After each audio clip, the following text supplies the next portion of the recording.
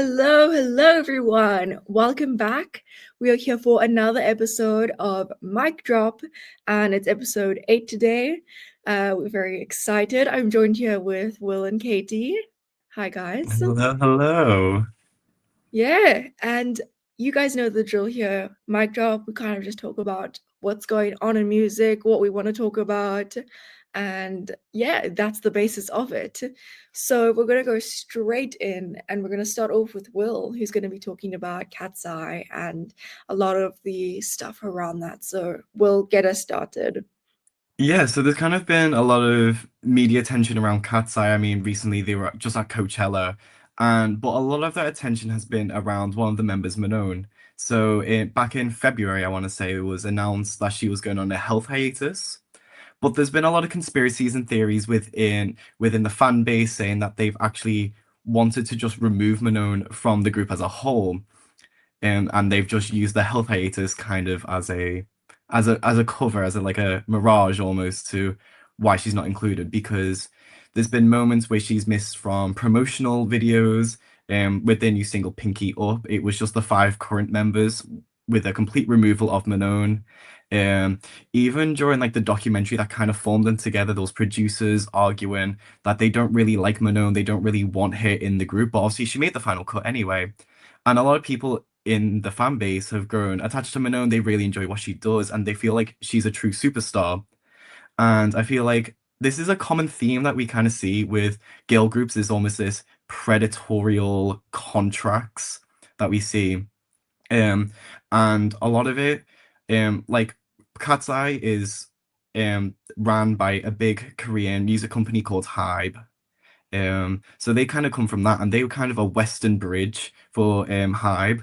But over in Korea, we've seen there's been a lot of discussion about New Jeans, because that one of them they've been suing their own label, and this has kind of been a story that's been going on for 2 years, and a lot of people really enjoy New Jeans. I know I personally enjoyed them because for me, I never really listened to K-pop, but New Jeans were kind of that bridge, and they brought like this new sound that was very mainstream, but also very fresh and very new at the same time. So a lot of them, so that's now led to New Jeans completely not disbanding, but there's been a lot of legal things going on there, and it just seems to be a common theme within girl groups of how they're kind of getting taken advantage of. And then when it doesn't maybe suit the company, they're always getting thrown off. And then in terms of the fans, that means we won't see any more music from these people, from these members. Mm, yeah. And I thought it was with Manon, and kind of back onto that, with this whole health hiatus and kind of what feeds into this mirage of people saying maybe they just want to get rid of her, is during Pink Pantheress' set, she actually appeared on stage, because for a lot of people, they're like, if she's on a health hiatus, why would she even show up at Coachella? And that's a big Mm. thing for a lot of the fans, and kind of not started this rumor mill, but has carried it on. Yeah, I mean, I definitely that serves a purpose. Like, if she is on a health hiatus, why is she performing at Coachella? It makes it kind of seem like this health hiatus whole thing was maybe like something that they were just using as an excuse. But I'm not too sure about why exactly they wouldn't want her on the group. I mean, she's developed such a loyal fan base.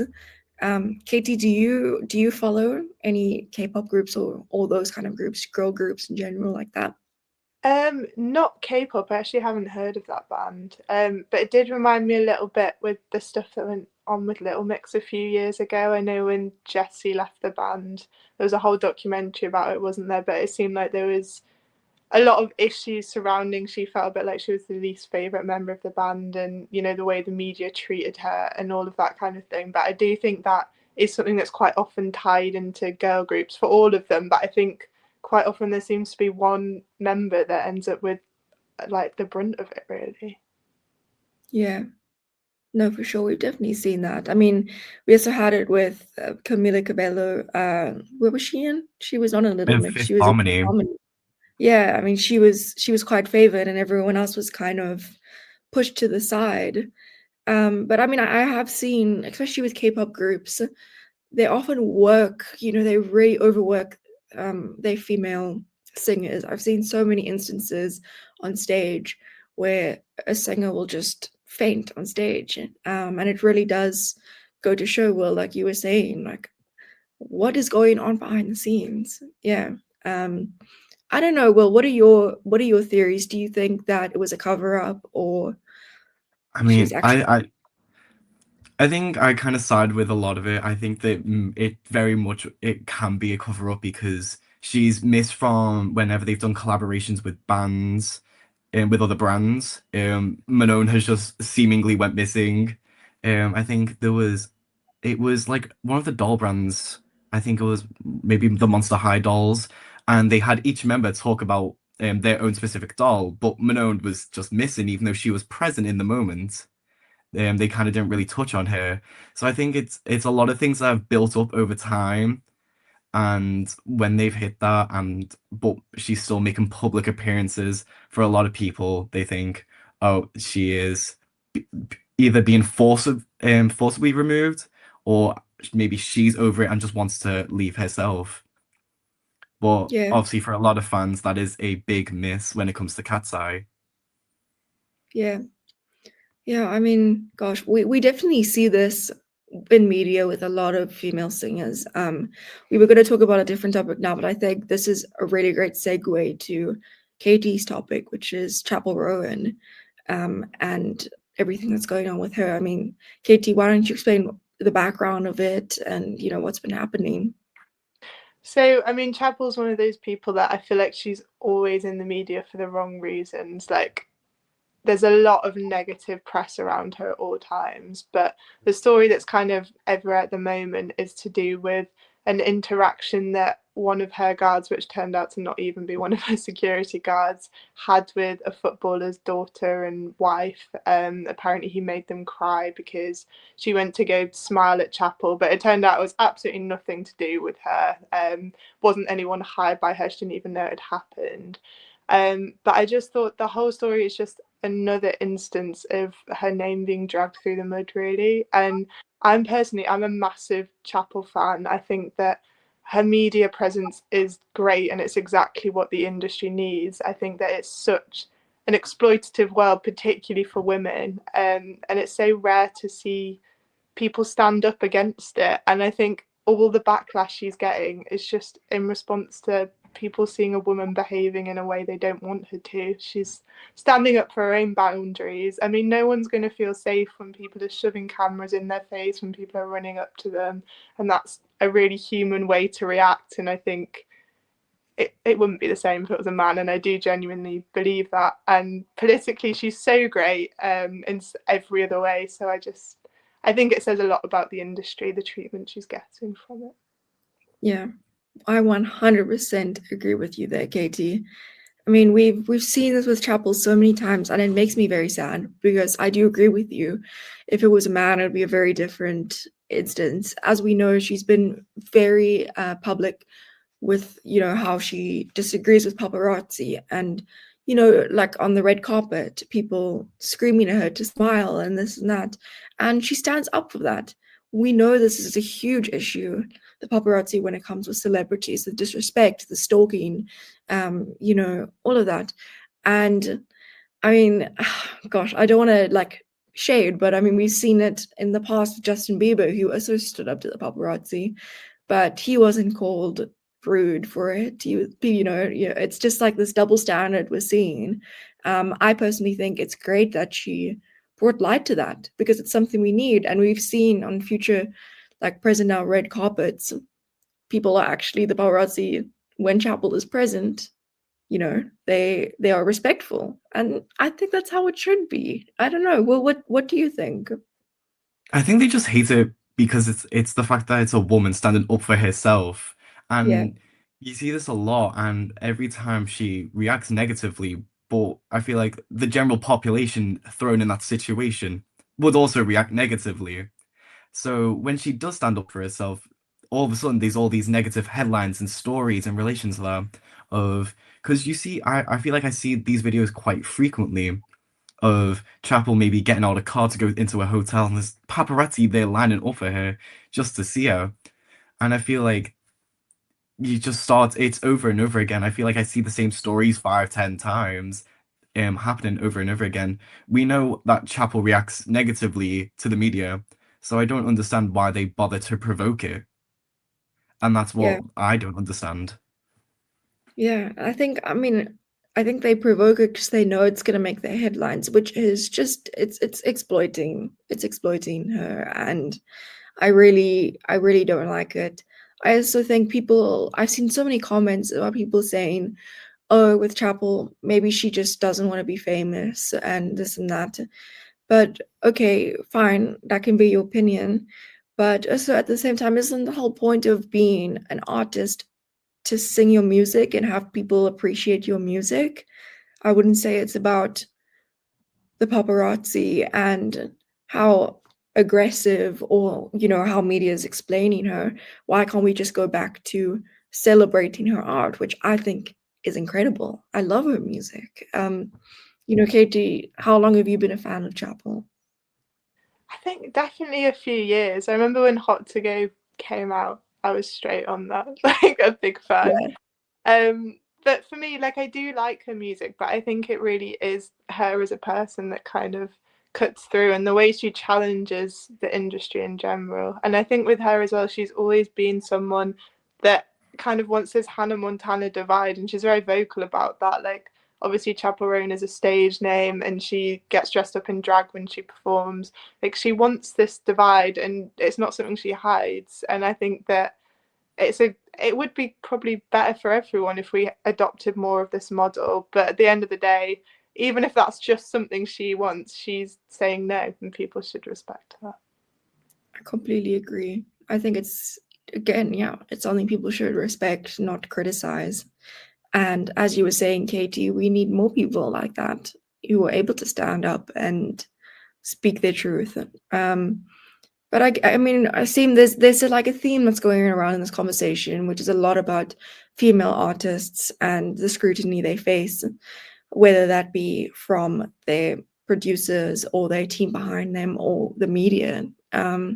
We saw a similar situation with Sabrina Carpenter and Olivia Rodrigo over the whole Joshua Bassett thing. But yeah, whatever. But that does also lend to what we're talking about now, which is Olivia Rodrigo's new album. And this is what we do here. We celebrate the music, guys. So of course, we've had two albums from Olivia. We have Guts and what's the other one? Sour. Sour. How did I forget that? My brain's everywhere today, but it's okay because this is kind of what this album is about. So yeah, there were so many rumors about what is this album gonna be? Is it gonna be another four-letter word? But no, it's different. She's had quite a shift in what she's doing. The album title is "You Seem Pretty Sad for a Girl So in Love," which is quite poetic to me. And again, it's different. She's kind of showing a clear evolution in who she is as an artist and her storytelling. So that album's going to be out in June, but we did get a single release song called Drop Dead, which was released a few days ago in April. And that kind of set the tone for what we may see or may not see with the rest of this album. I mean, the way I would describe it, the song, it's more like a dreamy pop than a pop punk sound that she had in her prior albums. And I'm here for it. I'm excited about it. Don't get me wrong. I love Ballad of a High School Girl and all of those songs, but I also love Driver's License, and she has such a great discography and sound. She can really do it all. But yeah, from this recent song, I've been seeing, it's a lot of like strings and laid vocals. It's beautiful, it's poetic, it's more romantic, more intimate, in comparison to her prior albums, which were more like lonely, sad, teen angst. And to me, it feels like I've grown up with her. And her songs have helped me through my breakups. And I mean, I'm just so excited to hear this. It just seems softer, but still, emotionally dramatic. and the music video did drop as well, which was so cool. It was filmed in the Palace of Versailles, which, by the way, was commissioned by King Louis XIV, I think, which is her ex's name, Louis. So again, you've got some shade over there, but yeah, I don't know. Will, did you see the music video? I've listened to the song, but I've not watched the music video yet, so I feel like that's definitely something I'm going to do straight after this episode. What do you think of the song? I really enjoy it. So I think Guts is my favorite album by her. I just really enjoy that pop punk. But I feel Mm. like this album could very much be an evolution from Sour directly, because obviously Sour was 2021, I want to say. Like we've had a good 5 years there. And like we talk about this a lot, but we see like this maturity. But obviously, she's kind of staying in this pop sphere, but taking it in a different direction. So we're just getting a different dynamic from her, and I think that's something that all her fans are gonna love to see because it's still Olivia Rodrigo, but in a different taste. So I think that's gonna be wonderful to see when the full album releases. Yeah, I'm looking forward to what we're gonna see there. And I think in true Olivia style, we will have some more upbeat pop punk kind of things, but maybe not. I don't know. Katie, what are your predictions? I mean, are you a fan of Olivia Rodrigo to start with? Yeah, definitely. I don't know the full like albums inside out, but I definitely know a lot of the hits, and I really enjoy them. I think the good thing with her is she's a really strong songwriter, so it kind of doesn't matter what genre she's going or what emotion, you know, it's going to be a good song. And even listening to the new single as well, I thought it was really fun how she managed to move into this dream pop space, but she still had like this fun sound to it that I just thought, you know, is kind of what underpins her music really. So I think we will get a mixture, and I'm excited to hear it. Yeah, I'm excited to see the fan reactions. Every time I'm on this podcast, I mention Taylor Swift, and I'm doing it again. Um, but with Taylor, we saw quite a difference, and it feels similar to Olivia Rodrigo when Taylor dropped her most recent album, which was more dreamy as well and more happy and upbeat. And people didn't like that. People didn't like the change, and they thought it was lazy. And I mean, listen, we can all have our opinions. I also didn't enjoy a few songs, but I do like the album. But we'll see. I mean, I hope that fans, Olivia Rodrigo fans, will accept it and accept if it is different and unique. And I hope they embrace it. Um, I hope it's not like how it was when The Life of a Showgirl was released. But we will see. And I'm so incredibly excited. I don't know if you guys saw at Coachella, she went up and sung it with Addison Rae. Did any I of you did see that? what? I did Yeah, not. Wow. Coachella Weekend 2, she came and she just sung it. I'm like, yes. And we saw so much at Coachella. Oh my word. Even with Sabrina Carpenter, like Madonna came on. Anyways, but I'm sidetracking here. Before we talk for another 20 minutes, I will end this here. But yeah, so we've talked about some interesting stuff today. A lot of it surrounding women in the media and in music. We've got Katseye, we've got Chappell Roan, we've got Olivia Rodrigo, we've got Sabrina Carpenter, and you can read all about this on Music News Blitz. We talk about so much of the stuff. There's a lot of coverage on Coachella if you're interested and want to check that out. But we've got things on everything else: jazz, rap. We've got an article about songs to listen to celebrate 420, which was yesterday. But hey, you can keep it going. So that's where we're going to end today. Will, Katie, thank you so much for joining me. Thank you for having me. Thank you. And that was Mic Drop. And we'll see you next week. Thank you, guys. Bye. Bye bye.